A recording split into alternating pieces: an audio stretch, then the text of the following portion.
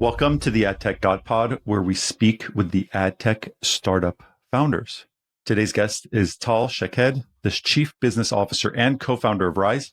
Tal previously spent nearly 8 years at IronSource, and prior to that was involved in various companies in the space. Tal has many mutual friends. I'm excited to have him with me today, all the way from Israel. So thank you for joining me, Tal. Welcome to the pod. This is amazing. I feel like I've died and gone to heaven and met the AdTechGod. It's amazing. I'm happy you're here. I have to say, I'm an avid listener, and I listen to you. I mean, not all the podcasts, of course, but a few dozen. And you are a great companion for my morning bike rides when I need to get that cardio before a full day of work. Amazing. Thank you. Thank you for being a listener. And thank you again for staying up so late over there and being on the recording.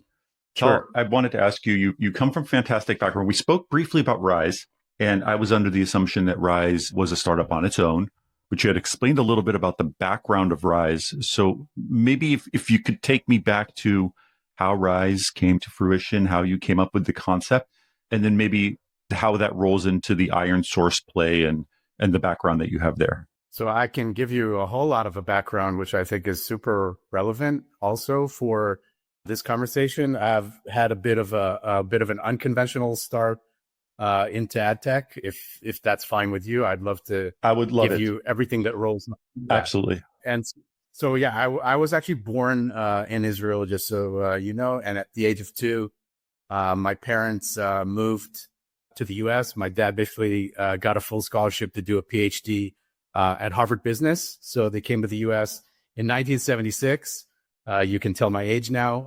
And they had $400 in their pockets. I grew up completely bilingual and, went to public school all the way through end of high school, and even stayed in Boston, which is where I grew up, and went to BU. And I studied international relations of Latin America and Spanish, which has nothing to do with advertising or business or tech. And, all I really wanted to do when I finished studying was go to South America and work for some, like a USAID or a Peace Corps or something like that. But I eventually landed a pretty cool first job out of college, which even to this day, I think is the coolest job that I've had. And I ended up getting a DIY startup gig for a university in Peru that basically wanted to start its own study abroad program and from scratch. And that led to me nearly living and relocating for 2 years in Peru. Wow, that's awesome. Right after school. And, then I moved back to the States a couple of years and I was trying to figure things out, doing my GMATs, maybe going, filling out MBA applications. And I all of a sudden decided that with this kind of identity crisis of growing up bilingual and, in an Israeli home, but in the US, I moved to Tel Aviv right at the beginning of the first internet boom. And the first couple of months when I was here, I lived in my grandparents' house. I interviewed with like 12 different companies, and many of them at the time were, affiliate marketing, casino gaming types. And I got like 7 offers, and most of it was just because I think I was a native English speaker. And I started out with, at a skills-based gaming startup that was, really good socially for me, but at the end of the day, just didn't succeed. I went through another startup of a web development company. Nothing really good came out of that, except the fact that I actually met my wife there. So that was cool. Something good came out of that. Really, yeah, absolutely. And so my real entry into ad tech, and I've been in ad tech for 22 years, so I think it is relevant to kind of talk a little bit about the journey, is I joined a company called Hotbar.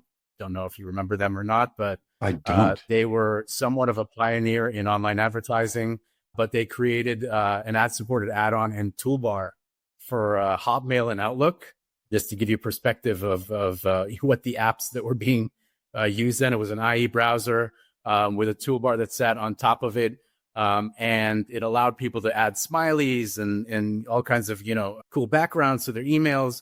But really what, the business model there was these dynamic contextual buttons that kind of scanned the page that you were on and had these keywords that when you clicked on them would take you to like a full screen search page full of paid search ads.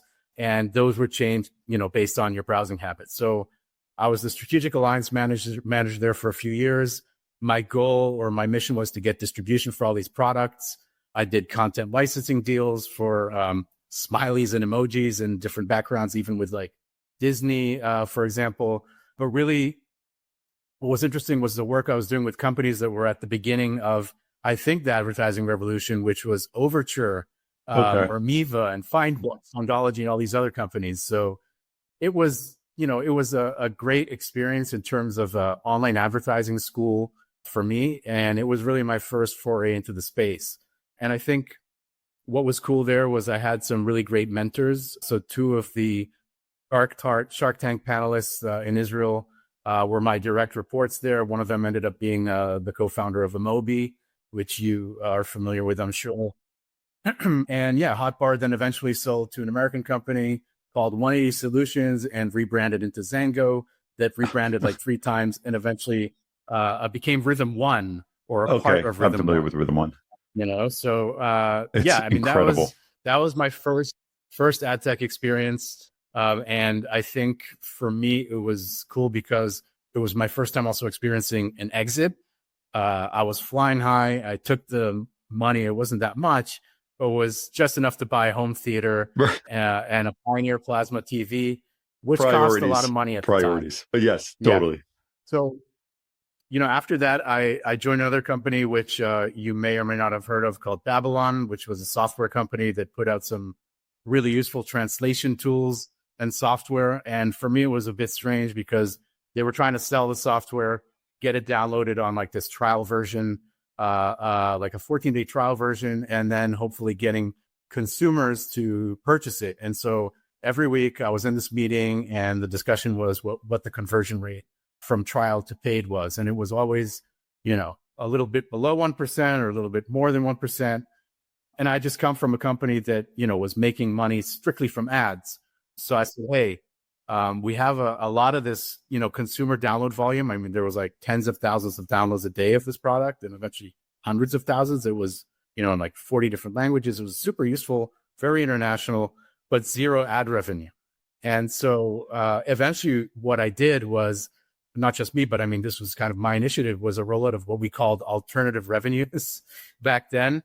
And this included display ads in the software, but also like search-powered monetization in exchange for a free version of the product. So that's funny. You're saying all this. So in a previous life, can I say that?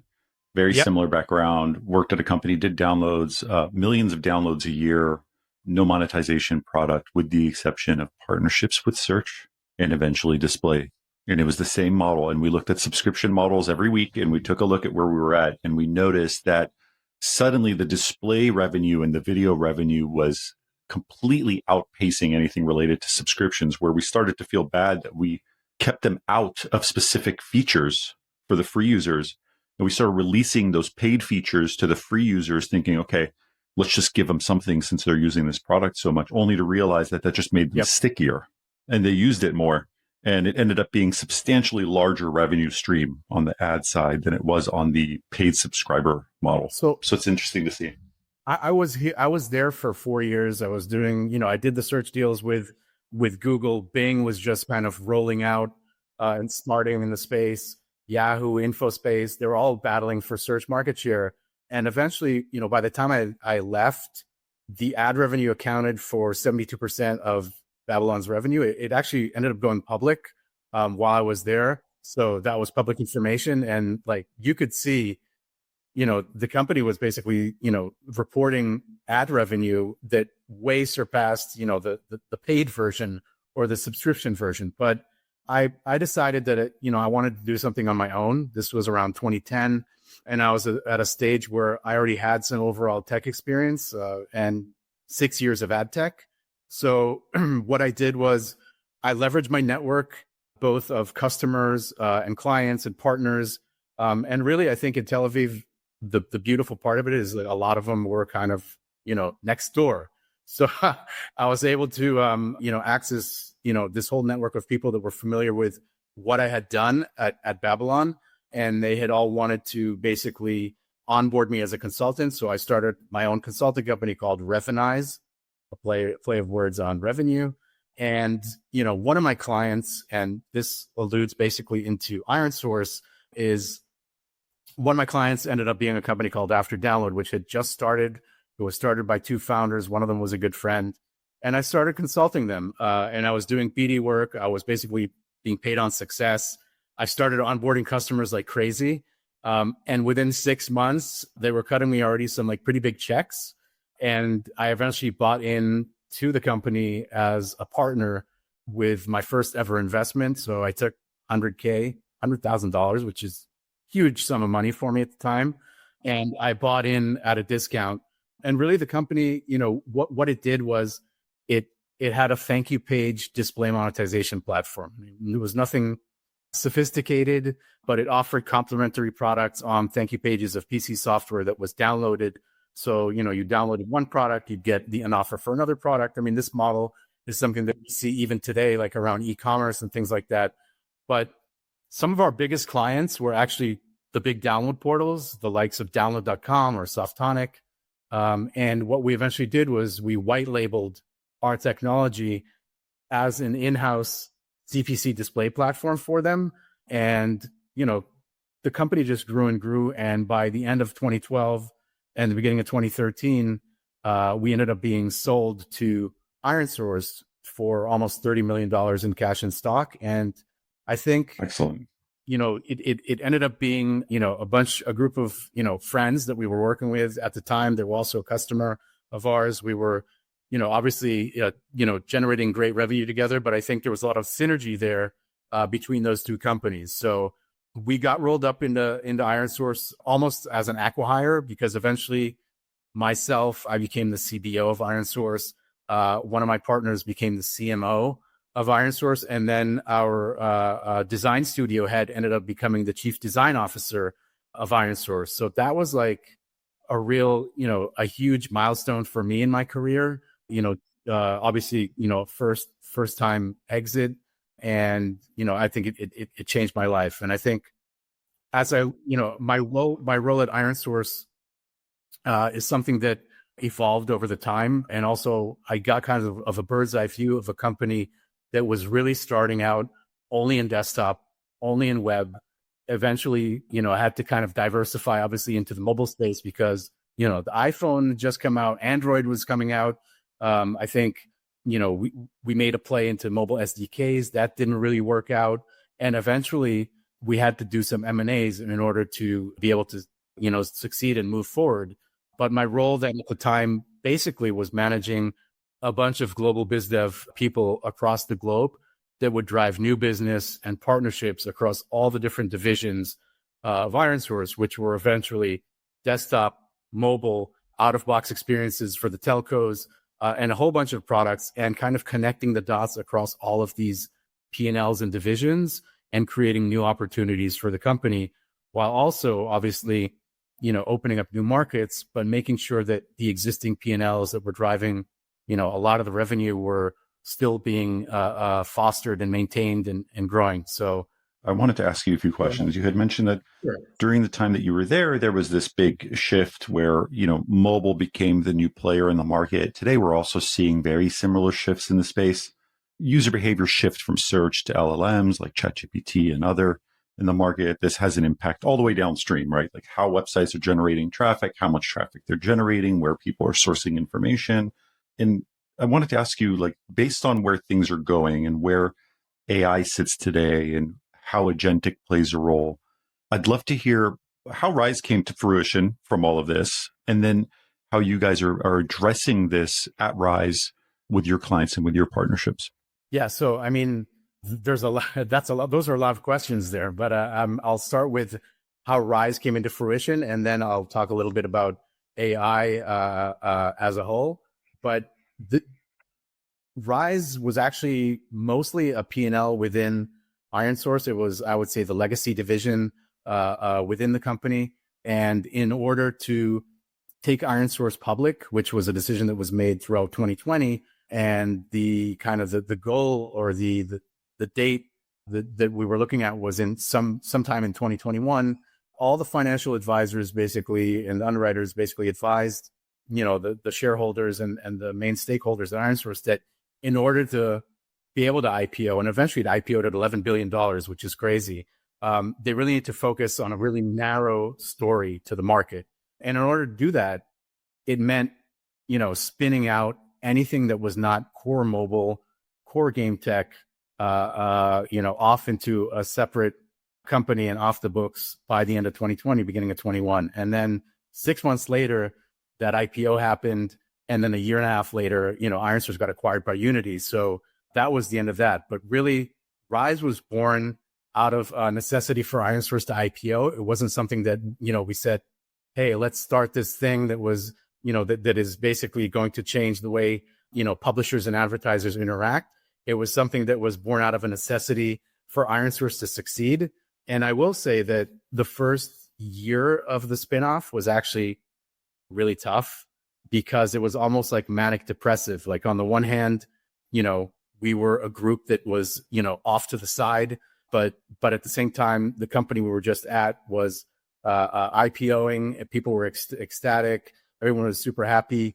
And so there was a lot of HR work to be done in terms of giving people kind of a vision of where this thing is going, why they should stay on. I mean, beyond the fact, obviously, that they were able to enjoy the fruits of the their old company going public, it was more of a really starting to give them some kind of a vision. So at first, out of the gate, Rise actually could only touch web. We had a non-compete for the first couple of years where we couldn't touch in-app.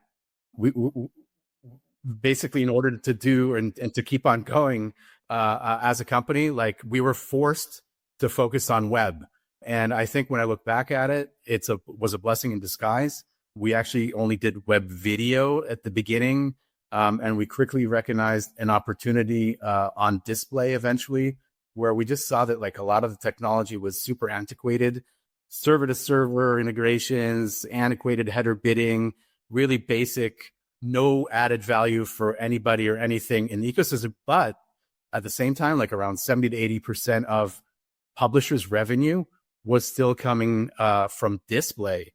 And so diversifying into display and focusing on the technology there was really that first pivotal moment for Rise. And, obviously since then, we've completely evolved, right? If I fast forward, 4 or 5 years down, down the timeline to where we are now, we're a very omni-channel company where, we do display, we do native, we do video, we're cross screen, whatever device, whether it's mobile or even CTV, we work and we're integrated directly with 70% of the Comscore top 200 publishers, whether it's, Yahoo or People Inc. or BuzzFeed. But really where we are now, we've developed a platform that has, from day one, by the way, we were super gung-ho on data science, which eventually kind of got rolled into machine learning algorithms that we laid onto what we call SAM.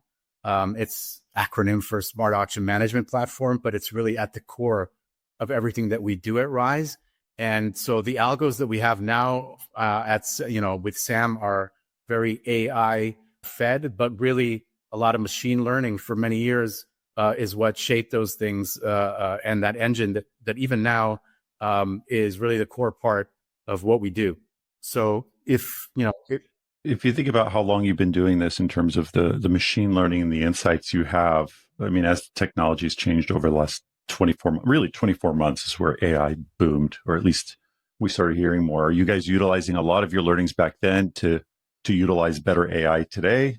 How is that playing a role in your products and how you work with partners? We have a ton of data that we process monthly. I think it's like 3 trillion or so monthly requests that we process, and it's 21 petabytes or whatnot of data like that we end up paying to Google Cloud. We just kind of moved over, by the way, from AWS to GCP. And one of the reasons is because we believe that actually Google, from an AI perspective, really has the infrastructure that is necessary to take us to the next level of AI. I think you spoke a lot, or you kind of wanted to hear a little bit about Agentic, but I think AI as a whole is something where we're really feeling the impact more than anything our systems right now are seeing supply shift.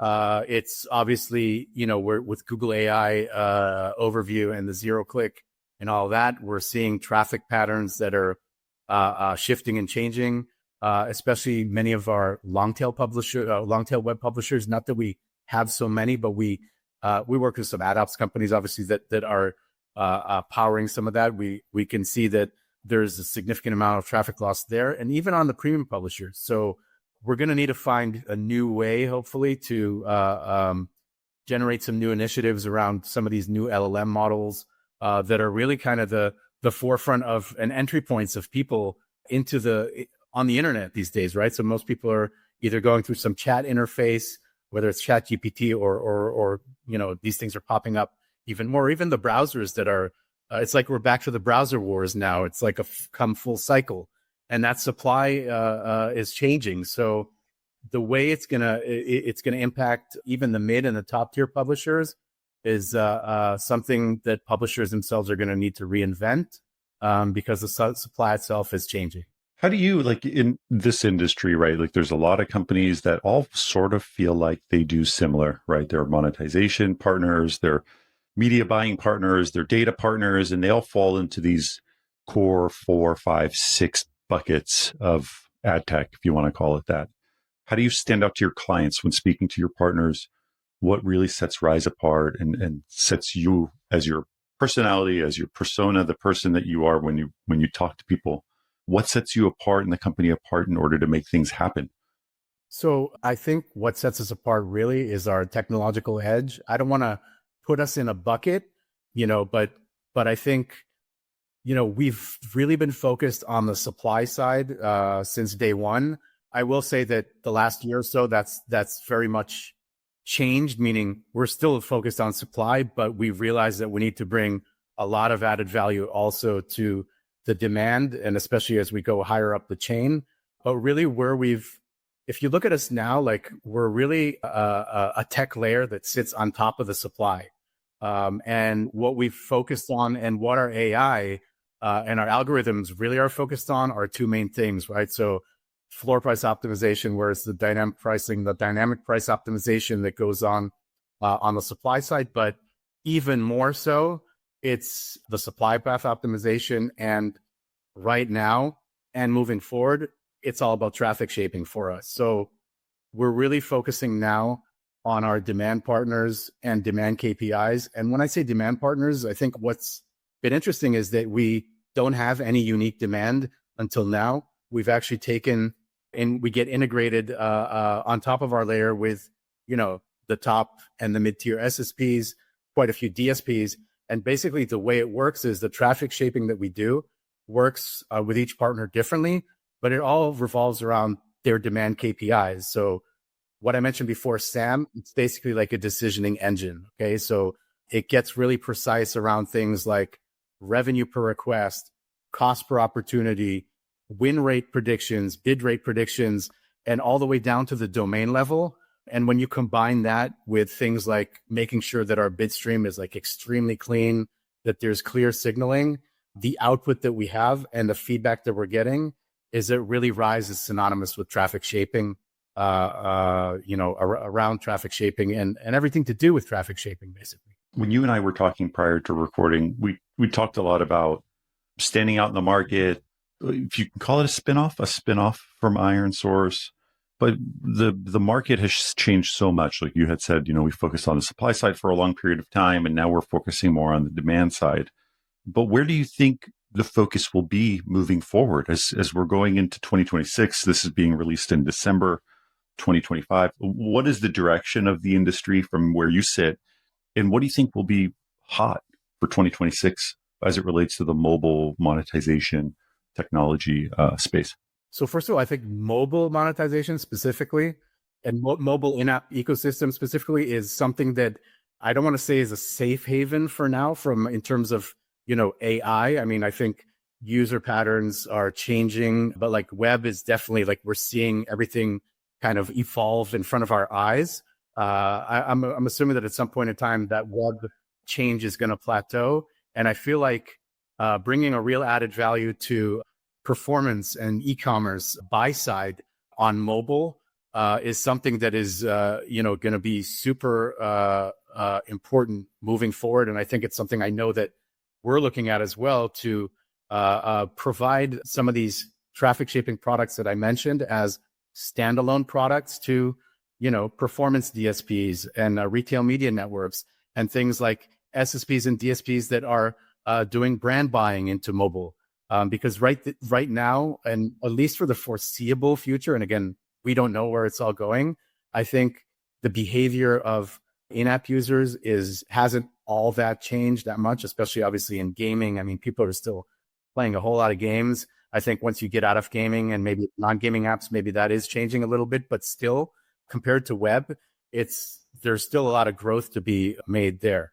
And I think the other area that is really cool is definitely agentic and agentic advertising. It's something that I'm personally super excited about, and we're already seeing the beginning of it. And I think Rise definitely wants to be there.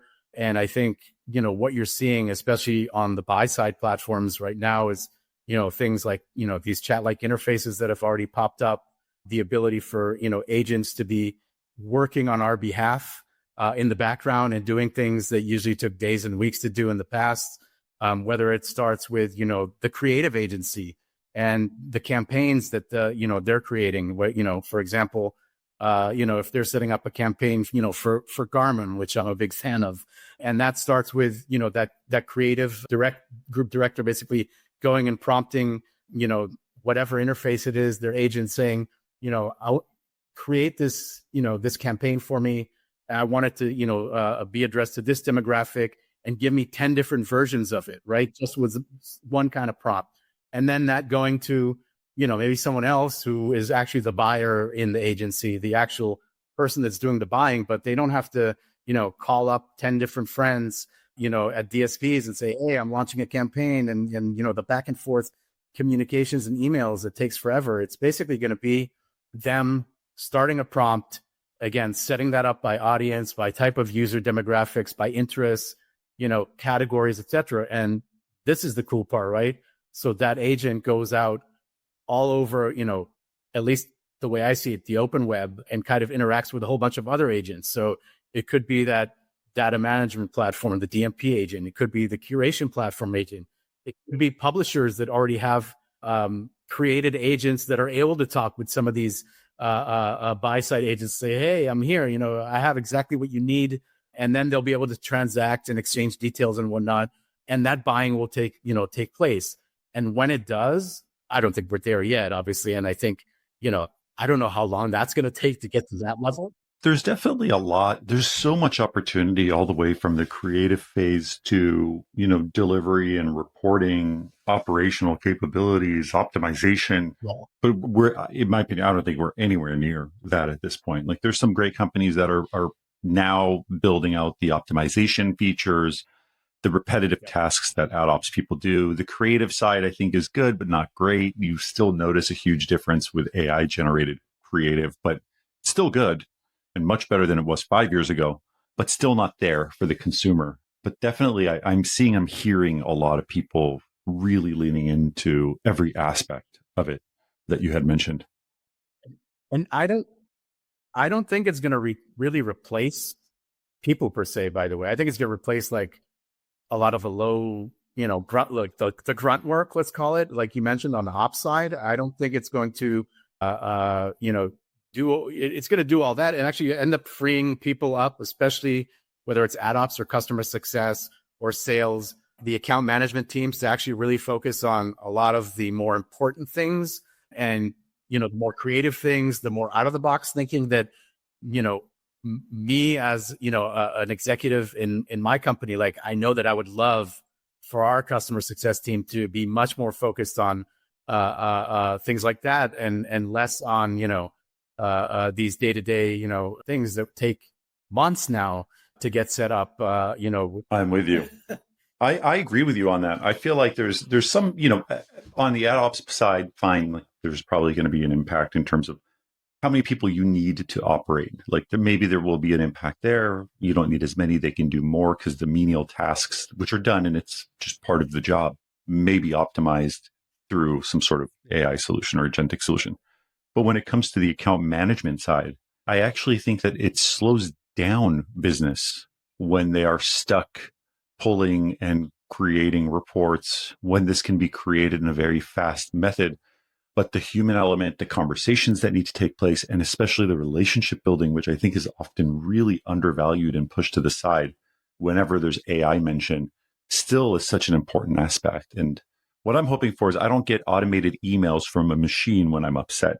I want someone to pick up the phone or someone personally to email me. It's okay if there's a typo. I don't care if it's not perfectly spelled.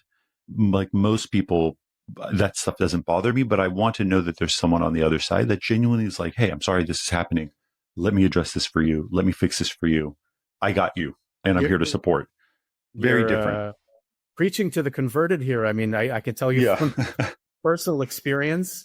So, my role at Rise is, again, I'm the chief business officer, but I'll let you in on a little secret. Like, I actually don't manage anyone. I don't have anyone that reports directly to me. And I'll get to that in a sec. But what I'm really focused on is really that external outbound, or what I like to say is kind of like the Secretary of State of Rise. And so I end up mentoring as part of my role. Like half of what I do is really mentoring the teams here that are interfacing with clients and customers, and 99% of them are abroad, specifically in the US. And it's really about how you communicate with them. And so many times I'll get these, hey, what do you think? We should do this or say this, or maybe I should write that. And I'm like, is this created by some robot or something? Like it's completely soulless. There's no personalization. There is no soul. There's no, no flavor, no personal touch, like, which is super important. And, I don't need to tell you, but, this business is super relationship driven, right? It's personal. And I think there's a great time to use it. I think like I use it, right? Everybody uses it. I think there's a great time to do it. And I think other times it's like, just be yourself. It's okay if it's a run-on sentence. It's okay. Like it doesn't have to be perfect. And I think that's the big difference is when something is perfect, it often doesn't feel authentic. It feels very formal. And the more formal you are, the less personal it is. And I feel like being just yourself matters. There's a few really important things in business when you do business. And by the way, especially when it's from afar and remotely and COVID aside or whatnot, we're all based in Israel, and we don't have a presence in the US. But really what I focus, the things that I believe in are trust. In order to create trust, you need to, gain that trust, right? And in order to gain that trust, you need to get really, really personal. You need to know who you're doing business with. You need to really understand that these are people, and these people have problems. They have families, they have pets, they have hobbies, and if you don't know who these people are behind, the email or the name, or, even getting on the monthly call or the QBRs with them, there's some level of business you'll be able to do. But I think once you really get deep and go deep from a relationship perspective, the sky's the limit. And in ad tech especially, I've really, really, really seen that help. I've learned this myself, just, from experience, from this pod and this persona I've created. Yeah. Friendship, relationships is super important. Tal, as we kind of wrap up the podcast, final question, you mentioned a lot about being based in Israel, working remotely, not being able to just walk to your client's office in New York City or San Francisco or any other location in the US. How do you deal with that? How do you keep in constant contact with your clients? And how often are you here?